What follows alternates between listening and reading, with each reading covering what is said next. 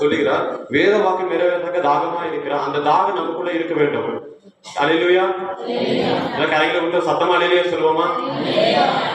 ஆண்டோட நாமத்தை உயர்த்தி யாருக்கு வெக்கப்படக்கூடாது. இப்ப என்ன நான் சொல்றேன் பாருங்க, நான் ஆண்டவருக்கு வெக்கப்படவில்லை. ஆண்டவர் நாமத்தை சொல்றதுக்கு நான் வந்திருக்கிறேன். அந்த மாதிரி நாம் ஆண்டோட வார்த்தை சொல்றதுக்கு வெக்கப்படக்கூடாது. அல்லேலூயா சொல்லணும். அது ஒரு ஆண்டோட ஆசீர்வாதம். ஆண்டவர் நம்ம இதயத்தை பார்க்கிறார். நம்ம எவ்வளவு மக்கள் நேசிக்கிறாரா, நான் அவர்களுக்கு தன்னைத்தானே ஒப்பு கொடுத்தேன் சிலுவையில, கல்வாரியம் அல்ல ரத்தம் சிந்தனே அவர் என்னை விசுவாசிக்கிறேன் ஆண்டவர் பார்க்கிறார். அப்ப அந்த வார்த்தை நம்முடைய இருதயத்துக்குள்ள இருக்க வேண்டும் என்றால் பாருங்க, நம்ம என்ன செய்ய வேண்டும்? முதலாவது நம்முடைய நம்ம எத்தனை பேர்கிட்ட கேட்டாலும், நீங்க இருக்கிறவங்களாம் கேட்டாலுமே நீங்க தினமும் ஜபிக்கிறீங்களான்னு கேட்டா என்ன சொல்லுவீங்க? நான் ஜபிக்கிறேன் அப்படி சொல்லுவீங்க. ஆனா ஆண்டவருக்கு உங்களுக்கு தெரியும், நல்லாவே தெரியும். நீங்க அதிகாலையில் இறந்தோன்னு என்ன பண்ணுவீங்கன்னு கேட்டா அதெல்லாம் என்ன சொல்லுவீங்க? அந்த மாதிரி நம்ம ஆண்டவருக்கு இறந்தோடனே முதல் முக்கியத்துவம் கொடுக்கணும். ஆண்டவருக்காக 1 மணி நேரமாவது கொடுக்குறீங்களா? நம்முடைய வாக்கு எப்படிப்பட்டதாக இருக்கிறது என்று ஆண்டவர் நினைக்கிறார். அப்ப ஆண்டவருக்கு 1 நிமிஷம் கூட கொடுக்கலாம். நம்ம என்ன பண்ணி எப்படிப்பட்ட கிறிஸ்துவலா இருக்கிறோம்? நீங்க யோசிச்சு பாருங்க. ஒரு நாளைக்கு ஆண்டவருக்கு 1 நிமிஷம், ஒரு 10 நிமிஷம் கூட கொடுக்க முடியும்னா நம்ம கிறிஸ்தவர்களா? ஆனா யாச்சும் கேட்டா சொல்லுவோம், நான் கிறிஸ்தவன் அப்படின்னு நம்ம சொல்லிக்கொள்வோம்.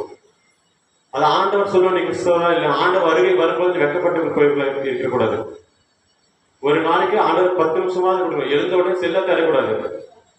மற்ற காரியங்கள் ஆண்டவர்கிட்ட முதல் காரியம், நீங்க 1 மணி நேரம் 10 நிமிஷம் ஆண்டவர்கிட்ட கொடுத்து பாருங்க, அந்த நாள் முழுவதும் ஆசீர்வாதமா இருக்கும். அதுதான் ஆண்டவர் எதிர்பார்க்கிறார். என் மகன் என்ன நோக்கி வருவாரா? அவர் ஒவ்வொரு நாள் தன்னுடைய கரங்களை நீட்டி கொண்டவராக காத்திருக்கிறார்.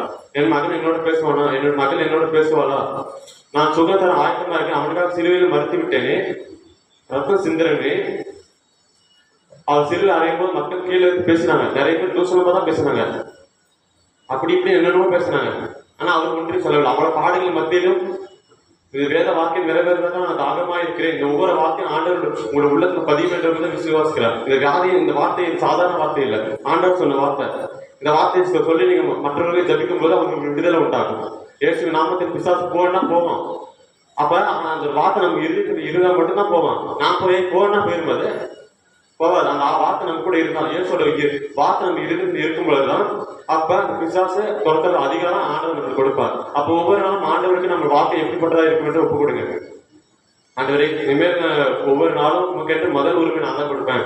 உமக்கு என்று நமக்கு தான் முதல் உரிமை. அப்படி கொடுக்கிறவங்களா இருக்க வேண்டும்.